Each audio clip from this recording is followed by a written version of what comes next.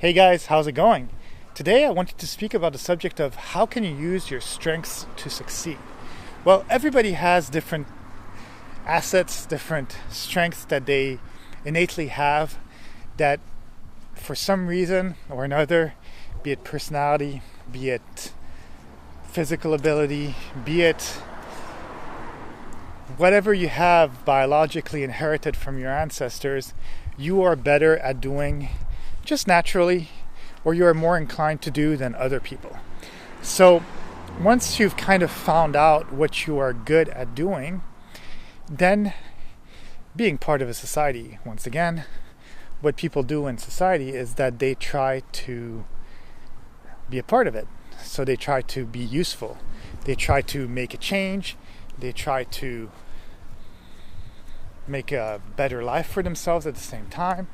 They just in general try to be good, because in order for somebody to work in a society, they need to be part of it, and they might need to be willing to abide by the rules, because if you don't, then you're not able to make money and you're not able to pay taxes and stuff. So I'll say use your strengths.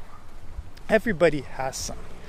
For me, I've always thought that, and the thing is too, one thing you have to also realize is that you don't only have one strength in your life. Everybody has different things, and also some things that are difficult to someone can become easy if you work on it. It's kind of like the 10,000 hour rule. Basically, if you work on something 30 minutes a day and achieve 10 hours over the space of 7-8 years or whatever, then you kind of become an expert at it, right? So what I'm trying to say is this: try to find one or multiple strengths that you have and try to hone them. Try to make an asset out of those things that you have. For me, I know I'm good at learning languages. I know that I am really good at computers.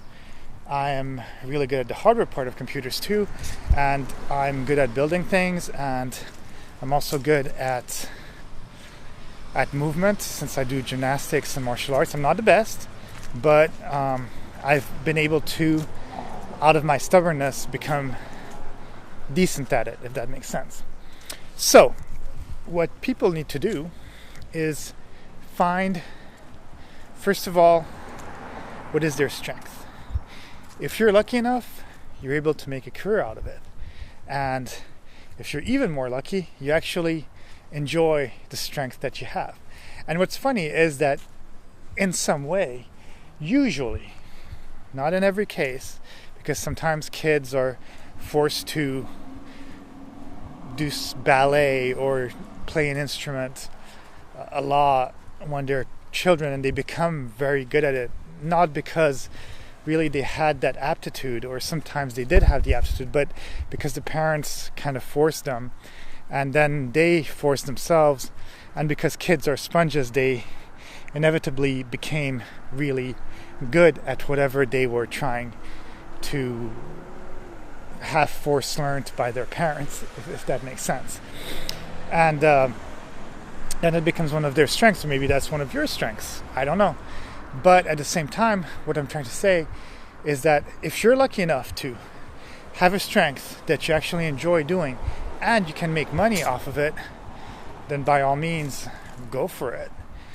Then you're one of the lucky ones, basically, because you're able to do something you enjoy, and then work is not really work. It's you're doing what you like because it's what you're obsessed with, what you enjoy, what would have been your hobby, you're actually making money out of, and that becomes professionalism, which is funny because hobby always feels to me like something that a kid would do, but then once you make money out of it, you actually become professional, which is always very funny because, for example, I work at a photography company, and I never really took any photography classes and stuff like that, but because I technically make most of my money throughout the year doing that, then I'm categorized as a photographer. But the thing is that obviously if you're doing something 6, 7, 8 hours a day, 5, 6 days a week, you're inevitably going to become at least decent at it, right? You're not going to be the best at it, at the thing, but you'll be able to basically know at least what you're doing. So basically what I'm trying to say is, again, try to find something, and if it's not maybe the best thing that you would like to do all the time, then choose something at least that you kind of semi-enjoy. Everybody has some things. Maybe you're at least decent at something, and if you are decent and you kind of enjoy the subject, then you can actually simply make a career path out of that. If, for example, you love, let's say, programming, you like to program stuff, and you might not be the best at it, but maybe you can still find a job at some company that you enjoy, be it video game company, be it a startup that's trying to do web stuff or anything that has to do with technology, but try to find something that hopefully kind of interests you, because I've noticed that if you are at least semi-interested in it, and you're maybe not even the best at the field, you're going to surround yourself by better people. Think about Steve Jobs or Bill Gates and stuff like that.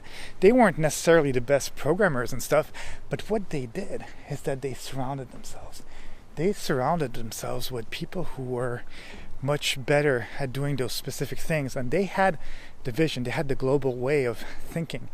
This is going to be bigger, and we can create this big thing. All I need to do is get the group of right people, right? If you watch movies like Shaolin Soccer or The Expendables or The A-Team or whatever, the series The A-Team, stuff like that, basically they're putting teams together in order to, even the Mighty Ducks, for example, a movie about sport. You put a team together in order to get the best people in that team, and once you have it, you're able to make something grander out of it. So that's what I'm saying, like, try to find a strength that you have, and if it's being the leader, but maybe you're not good at programming, let's say, but you want to create a video game, I'm just saying an example, and what you would do is, okay, if you have this leader personality, then what you can do, which is pretty cool, is you can get the group of people that can achieve that. And you might not even be good at the business part of it, but maybe you're good at talking. So maybe you're good at getting those people, and then in that group of people, what you can do is you can make a better thing out of it, because you can get someone who is good at business part of it, and they'll enjoy it. And then you can get somebody who's a graphic designer, and they can enjoy that. And then you can get somebody who loves programming, and they can enjoy that part of it. And all you have to do is be the master person, basically conducting this sonata, if that makes sense. So yeah, that's basically how I say find your strength, and hopefully something that you decently enjoy. And I like to say the strength and use it as something that is positive for your life. And I chose for myself basically saying use it for something where you can make money, because in our society and living in a city, basically the way that people calculate success is how much money you make. So if you're able to make good, decent money out of what you want to do, what is your strength, then basically you've won at life. And it doesn't matter if genetically you're the best, if you're the most handsome, if you're the most smartest, but it's all about that initial idea and being able to harness it in order to make a job out of it. So that's pretty much what I have to say about harnessing your strength. But it's more difficult than what I'm explaining, but I think literally if you really think about it, I'm sure there's something that you're good at. And even if it's something that society says you can't make money out of, maybe you can. You just have to think a bit differently and make a team and create that power throughout your strength. Okay, that's all I have to say about this subject. Enjoy your night or day, and I'll see you soon. Bye.